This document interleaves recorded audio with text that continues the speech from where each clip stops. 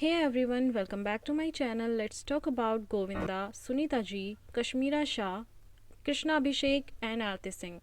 जो आजकल कंट्रोवर्सीज चल रही हैं गोविंदा के इर्द गिर्द, वो हैं उनकी वाइफ के साथ उनका सबसे पहला डाइवोर्स रूमर, जो कि आजकल सुनीता हर इंटरव्यू में देखी जा रही है। वो कहीं कहीं जाकर ये भी बोल देती है। पहले वो बोलती थी कि उनका कभी अफेयर नहीं चलता, मैं तो उनको बोलती हूँ कि जाके अफेयर कर लो, किसी से बात कर लो, वो कुछ नहीं करता है। लेकिन अब मुझे ऐसा लगता है कि अगर मैं अब ऐसा बोलूँगी तो वो कहीं किसी से अफेयर ना कर ले।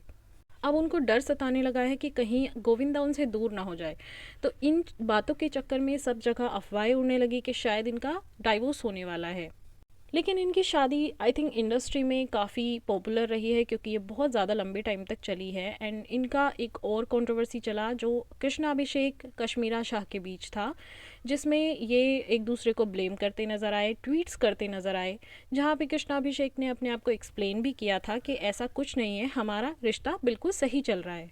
पिछले कुछ महीनों से रूमर्स चल रहे हैं कि गोविंदा और उनकी वाइफ सुनीता के बीच सब कुछ ठीक नहीं है। सोशल मीडिया पर उनकी अलग होने की बातें वायरल हो रही हैं। रिपोर्ट्स के मुताबिक गोविंदा और सुनीता के बीच कुछ पर्सनल डिफरेंसेस हुए हैं, लेकिन सुनीता जी का मीडिया में आकर ये क्लैरिफाई करना कि गोविंदा और उनका रिश्ता काफ़ी स्ट्रॉन्ग है और वो अलग नहीं हो रहे हैं एंड गोविंदा उनके लाइफ का एक बहुत ही इंपॉर्टेंट पार्ट है, ये डाइवोर्स रूमर्स बस अफवाहें हैं और हम दोनों एक दूसरे के बिना अधूरे हैं। तो गोविंदा ने भी इंटरव्यू में कहा था हर मैरिज में थोड़ा बहुत डिफरेंस होता है, लेकिन इसका मतलब ये नहीं है कि हम लोग अलग हो रहे हैं। अब बात करते हैं कृष्णा जी और सुनीता जी के बीच की डिफरेंसेस के बारे में। ये शुरुआत हुई थी 2016 में, जब कश्मीरा शाह ने एक ट्वीट किया था, people who dance for money are not family. Sunita ji ने इसे अपने ऊपर लेकर या गोविंदा के ऊपर एक ताने की तरह लिया और तभी से उन्होंने कृष्णा और कश्मीरा से अपनी दोस्ती तोड़ ली। कृष्णा ने अपने इंटरव्यू में कहा था, मैंने कभी नहीं सोचा था कि एक ट्वीट इतनी बड़ी मिसअंडरस्टैंडिंग बन जाएगा। मैं चाहता हूँ कि ये सब खत्म हो जाए। लेकिन सुनीता जी ने अपना स्टेटमेंट पास कर दिया था कि मैं कृष्णा और कश्मीरा के साथ कोई रिश्ता नहीं रखना चाहती और मैं उन्हें कभी माफ़ नहीं करूँगी। एंड सुनीता जी ने एक इंटरव्यू में ये भी बोला कि मुझे उन लोगों से रिश्ता रखने की कोई ज़रूरत नहीं है जो मुझे और मेरे परिवार को रिस्पेक्ट नहीं देते।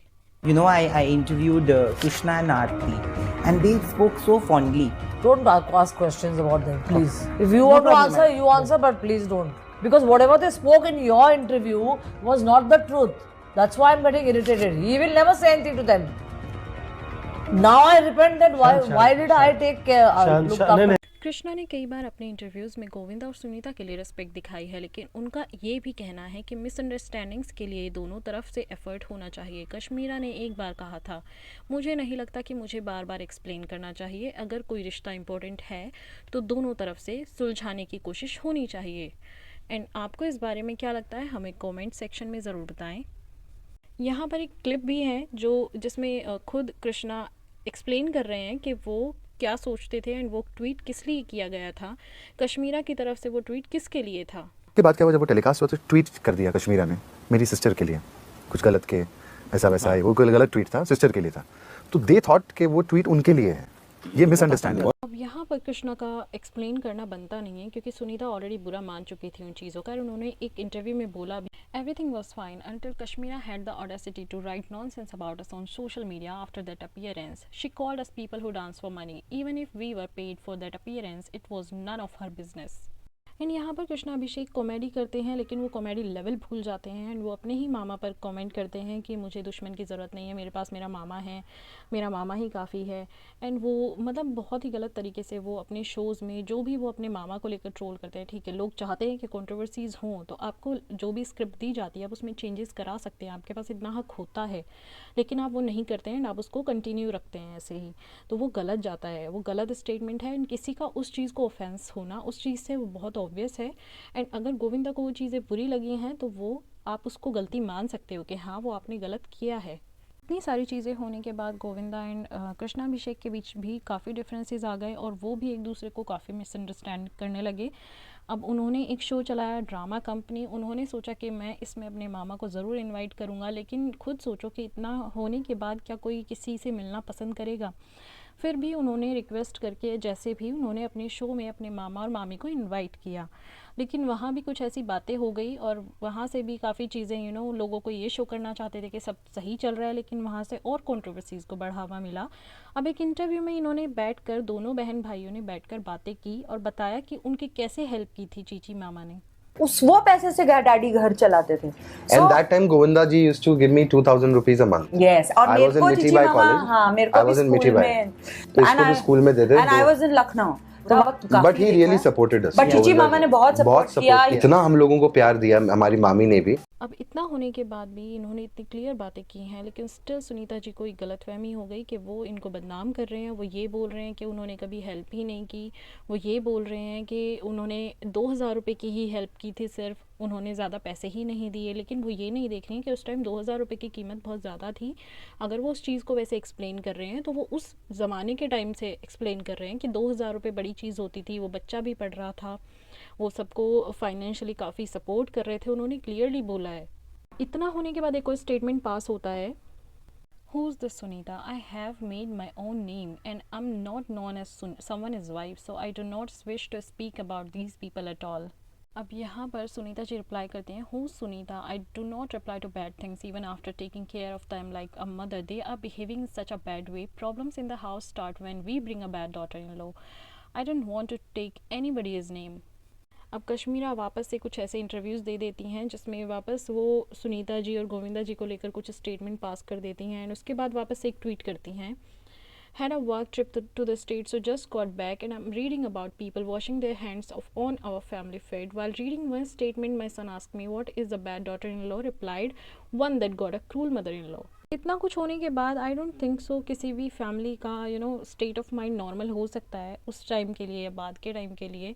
सो रिश्ते वापस से उतने नॉर्मलाइज होने थोड़े मुश्किल हो जाते हैं। इतना स्टेटमेंट, इतने ट्वीट्स एंड पब्लिक प्लेटफॉर्म पर आप जब इतना इंसल्ट किसी को कर देते हो, एक दूसरे को भी कर लेते हो, तो भी अब ये लोग एक्सप्लेन करते रह जाएंगे कि ये ट्वीट उनके लिए नहीं था, आरती सिंह के लिए था, ये जिसके लिए भी था। लेकिन जब आपस में ये कहा सुनी इनडायरेक्टली चल रही थी, आप तभी इस चीज़ को क्लियर करते तो शायद सब चीज़ें नॉर्मल हो जाती। एंड ये सच है कि अभी कृष्णा अभिषेक को मे भी थोड़ा बहुत लोग वैसे जानते हैं, अदरवाइज़ तो सब उनको गोविंदा का भांजा ही बोलते थे। एंड गोविंदा अपने टाइम के इतने ज़्यादा सुपरस्टार रहे हैं, उन्होंने इतनी मेहनत की है, एक टाइम पे 4-5 फिल्में साइन करना, एंड उस टाइम के बॉलीवुड के सबसे बड़े स्टार बने थे एंड बहुत ज़्यादा सक्सेस मिली है इनको। बट ठीक है, अभी लाइफ में उतार चढ़ाव सबके होते हैं एंड इनकी भी लाइफ में है। लेकिन इस तरह के कमेंट्स पास करना, इस तरह से स्टेटमेंट्स पास करना एंड ये ट्वीट्स में इस तरह की बातें करना बहुत गलत होता है। आप इन चीज़ों को सामने से बैठ के सॉल्व करो तो ज़्यादा बेटर है, लेकिन आप अगर आगे पीछे ऐसी बातें करते हो तो वो समझ नहीं आती हैं। खुद सुनीता जी ने कई बार ये गलती की है, जो मैंने भी नोटिस किया है कि वो कुछ भी स्टेटमेंट्स को उठा के कैसा भी कन्वर्ट कर लेती हैं एंड वो गोविंदा को बिल्कुल बोलने का मौका नहीं देती हैं। गोविंदा कुछ एक्सप्लेन भी करना चाहते हैं तो वो उनको चुप कर देती हैं। वो चाहती हैं कि पूरा डोमिनेटिंग लगती हैं वो कई बार मुझे ना। तो मुझे ऐसा लगता है कि सामने से पहले दूसरे की बातों को समझो, देखो वो क्या कहना चाह रहे हैं। एंड आरती सिंह की शादी में भी गोविंदा अकेले गए थे क्योंकि उनका जाना बनता है, वो नहीं छोड़ सकते उन रिश्तों को जो रिश्ते उनके लिए ही बने हैं। एंड स्पेशली जब उन्होंने खुद बोला है अपने इंटरव्यूज़ में कि कृष्णा अभिषेक की माँ ने उनको बच्चे की तरह रखा है, तो वो उनकी बहन को, अपनी बहन को उनकी माँ की तरह वैल्यू देते हैं। कपिल शर्मा शो आता है, उसमें क्या हुआ कि अभी रिसेंट में गोविंदा की एंट्री हुई थी एंड गोविंदा जब उनके पैर में गोली लगी थी उसके बाद गोविंदा वहाँ पर गए थे एंड वहाँ कृष्णा अभिषेक ने भी अपना जो वो रोल करते हैं उसमें वैसा अपना परफॉर्मेंस दिया। लेकिन वहाँ क्या हुआ, वो ऐसा लग रहा था शो देख के ना कि ये उनका कपिल शर्मा का शो कम, लेकिन कृष्णा अभिषेक और गोविंदा के मिलने वाला एक शो ज़्यादा लग रहा था, क्योंकि वहाँ पर उन दोनों का प्यार देखने को मिला, एक दूसरे के लिए केयर देखने को मिली एंड ऐसा लग रहा था कि शायद इनके रिश्ते यहाँ से थोड़ा सुधर जाएंगे। लेकिन ऑफ कोर्स गलतियाँ दोनों साइड से होती है, कोई भी एक साइड हमेशा सही, एक साइड गलत नहीं होती है, दोनों साइड से गलतियाँ होती है। एक्सेप्ट करना चाहिए, चेंज करना चाहिए, इम्प्रूवमेंट लाना चाहिए चीज़ों में, बात करके करो या कैसे भी करो, बट चेंज होना चाहिए और अपनी गलतियों के लिए सॉरी बोलना is not a big deal. आपका इन कंट्रोवर्सीज़ को लेकर क्या कहना है, आप प्लीज़ कमेंट सेक्शन में ज़रूर बताएं। एंड आपको वीडियो पसंद आई हो तो do like, share and subscribe my channel and please comment if you like this video and bye.